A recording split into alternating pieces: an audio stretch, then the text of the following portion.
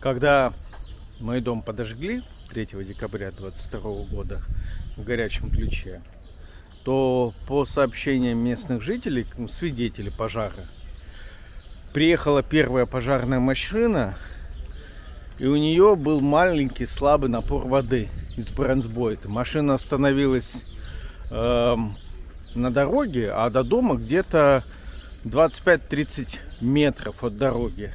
Плюс нужно было тушить крышу как раз со стороны леса.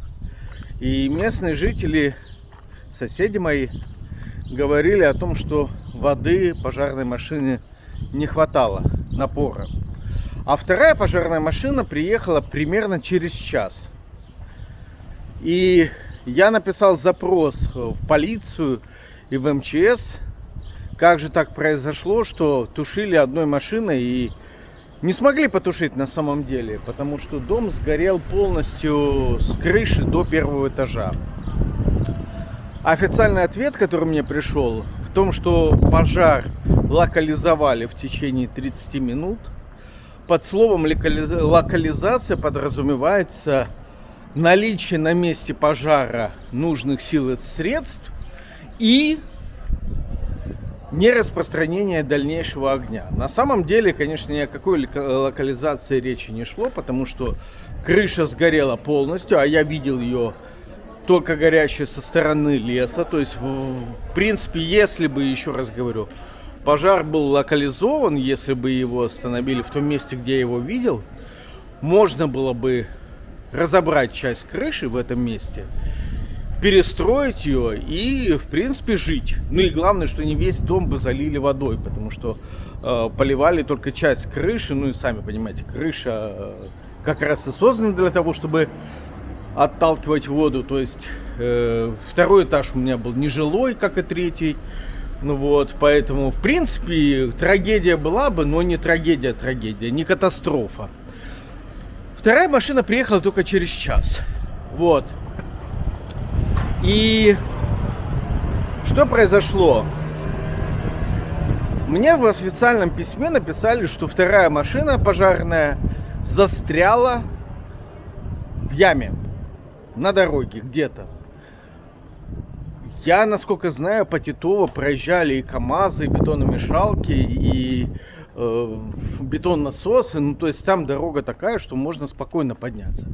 Если пожарная машина поехала почему-то по Березовой, теоретически там можно было застрять. Но непонятно, зачем ехать по Березовой, если мой дом находится буквально в 2-3 номерах от улицы Титова. То есть мой дом находится со стороны улицы Титова, а не со стороны улицы Березовой.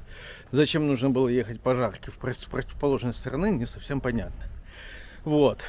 Написано было, что машина застряла в яме, в грязи. Короче, проблема с дорожной сетью. Вот смотрите, как красиво.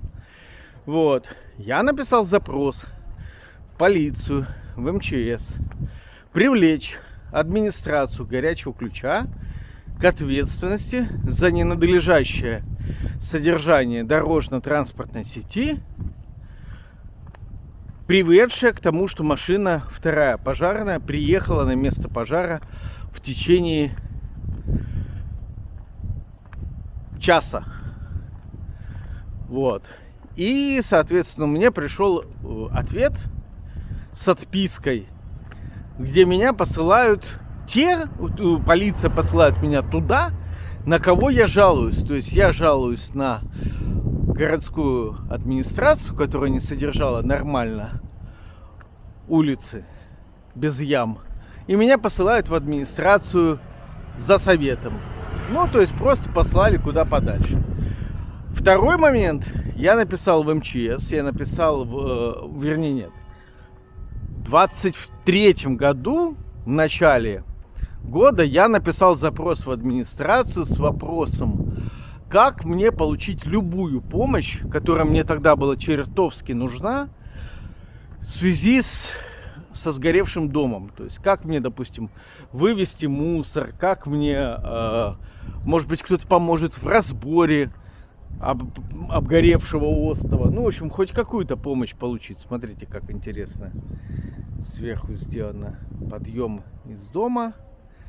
И видите, патио можно на крыше. Обитаемая кровля, очень-очень грамотно. Вот. А вот домик недостроенный.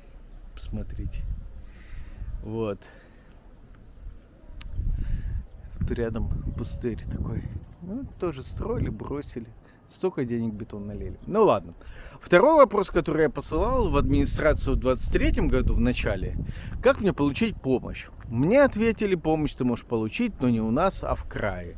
Я написал в край уже в 25-м году. Мне просто интересно, какова процедура получения помощи погорельцами. Потому что в соцсетях я читал, что администрация горячего ключа помогает погорельцам, тем, кто потерял единственное жилье. Как я, например, потерял единственное жилье.